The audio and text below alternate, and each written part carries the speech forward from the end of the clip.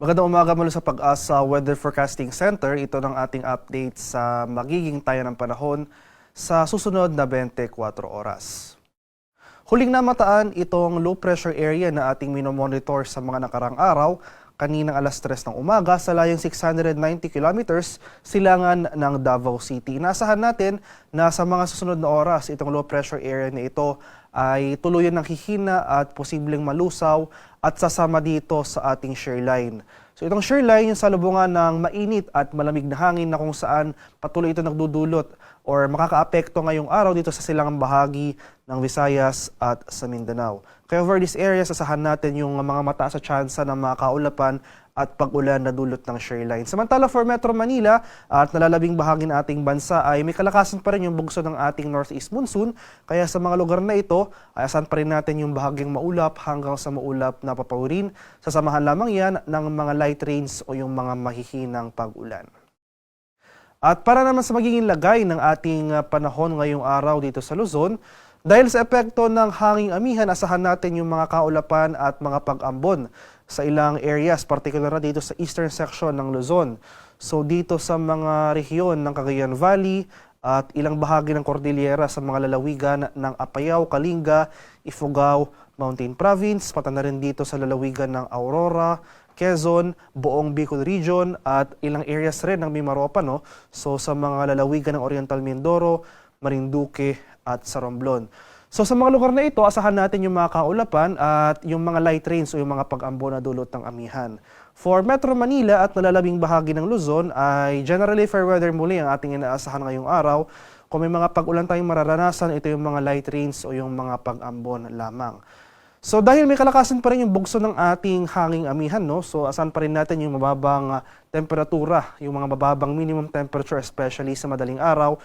Mas mababa yung ating temperatura kung nakatira po tayo sa mga matataas na mga lugar o yung mga mountainous areas. Sa area naman ng Visayas at Mindanao, dahil sa epekto ng shear line o yung salubungan ng mainit at malamig na hangin, asahan natin ang mataas sa tsansa ng mga kaulapan at mga kalat-kalat na pag-ulan at thunderstorms dito sa malaking bahagi ng Caraga, Davao Region at mga lalawigan ng Leyte, Southern Leyte, Eastern Samar, pati na rin sa mga lalawigan, ilang lalawigan ng Northern Mindanao sa may Camiguin at Misamis Oriental. Kaya over these areas, asahan natin especially mamayang hapon hanggang sa gabi, itong mataas sa tsansa ng mga pag-ulan. So posibleng mas dumami pa yung mga areas na makakaranas ng pag-ulan mamayang hapon, dulot yan ng shear line. Samantala, sa nalalabing bahagi ng Visayas, rest of Mindanao, pati na rin dito sa Palawan, ay magpapatuloy pa rin yung bahagyang maulap hanggang sa maulap na papawirin na dulot ng amihan.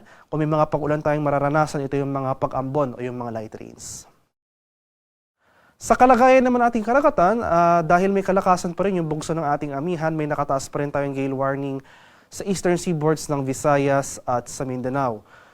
So as of 5 a.m., may nakataas tayong gale warning dito sa eastern coast ng Northern Samar, sa eastern coast ng Eastern Samar, Dinagat Island, Surigao del Norte at mga ilang bayan ng Surigao del Sur. Kaya sa ating mga kababayang mangingisda at may mga maliliit na sasakyang pandagat over these areas, huwag po muna tayong pamalaot dahil patuloy tayong makakaranas ng maalong karagatan na dulot ng hanging amihan.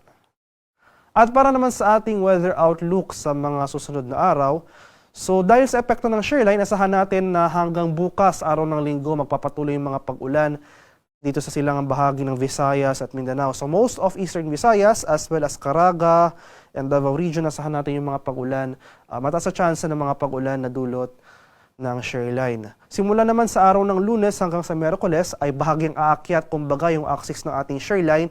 Kaakibat ito yung pag-retreat o pag-atras rin ng ating northeast monsoon. So mababawasan na yung mga pag-ulan sa malaking bahagi ng Mindanao, pero dahil sa epekto nga ng shear line, asahan natin na malaking bahagi na ng Visayas as well as itong Bicol Region, mataas sa tsansa ng mga pag-ulan ang ating mararanasan over these areas in the coming days. Kaya maghanda po tayo at maging alerto sa mga banta ng flooding or landslides dahil inaasahan natin na mas lalakas pa yung mga pag-ulan na ating mararanasan over portions of Southern Luzon, Visayas, and eastern section ng Mindanao.